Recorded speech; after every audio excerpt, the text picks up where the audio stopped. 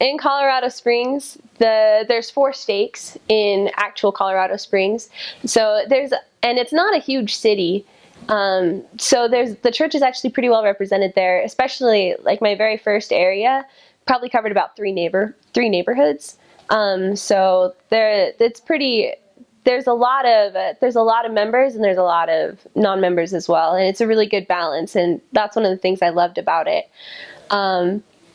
Also in our mission, we have, there's like Colorado Springs, and then there's a city called Pueblo, and then there's a place called the San Luis Valley. And the San Luis Valley actually was settled by Mormons. And so there's like, especially in some of the smaller towns like Manassas, they, like pretty much everyone there is Mormon. And and so like, I don't know, it's very, very strong down there. Like in Alamosa, the city that I served in, we had 3 family wards, a Spanish branch, and a young single adult ward. And there's only like 8,000 people there. So the church is pretty well represented there. It's pretty strong. I spent 10 months of my mission in the north of Colorado Springs, and I spent 4 months in this tiny little town down in Alamosa, and then I spent my last 3 months in the south of Colorado Springs. So I spent most of my time in Colorado Springs. There's so like, I guess the bigger city, there's some more residential cities, or I don't know a lot about the other cities, I guess, like Parker and Castle Rock. I think they're more residential. I don't know for sure. But they're pretty big and pretty, I don't know, not really businessy, but I don't know. And then there's a lot of small town or just fun small places. I was mostly in car areas. I served half of my mission in young single adult wards. But I rode a bike I was in a biking area for about 4 months. And when I first got to the mission, there were maybe 1 or 2 sister biking areas. And when I left, I know there were a lot more. And so definitely get used to riding a bike in a skirt. So in Colorado Springs, there's a very strong military presence. There are 5 military bases in Colorado Springs, and I worked with the young single adults, and so one of the big features there was the Air Force Academy, and just that provides an interesting culture. Like there are some people who have moved to Colorado and have stayed there, but because of the military culture, a lot of them either move in and out within a couple of years, or they were stationed there before and then left, and then when they retired, came back.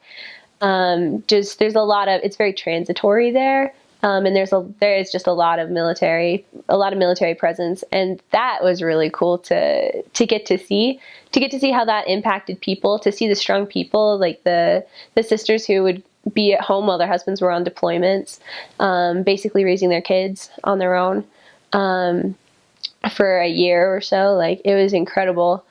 And just learning more about the different branches of the military. It was really cool. The culture in the smaller towns is, I loved serving in Alamosa and in the San Luis Valley. It's very laid back, very friendly. There's a lot of Hispanic culture down there.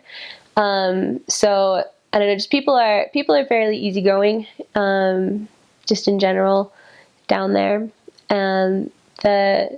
We didn't interact a whole lot with the Spanish culture, although we were the only sisters in Alamosa, so we saw a lot of times if there was a single sister that the elders had a hard time seeing, they would ask us to go see them, and it was very interesting. There was a while where the only people we're teaching were about 60-year-old Hispanic ladies, and it was an adventure.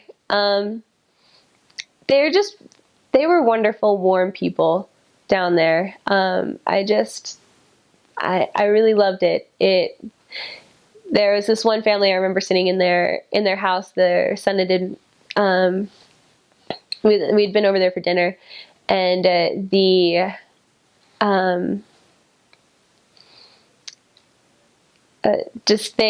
were like telling us stories about they'd gotten a Danish exchange student for a year, And so she'd come over from Denmark and was expecting like, I guess like New York City or something. And she's out like and a couple miles out of town.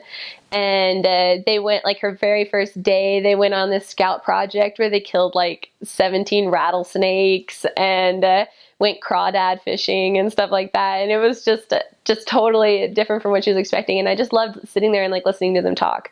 Very hardworking, just good people, just good, wonderful people down there. The work in our mission was going really well. It was great. I think especially depending on the parts that you served in, there were some areas that baptized like crazy. There were some areas that didn't baptize at all.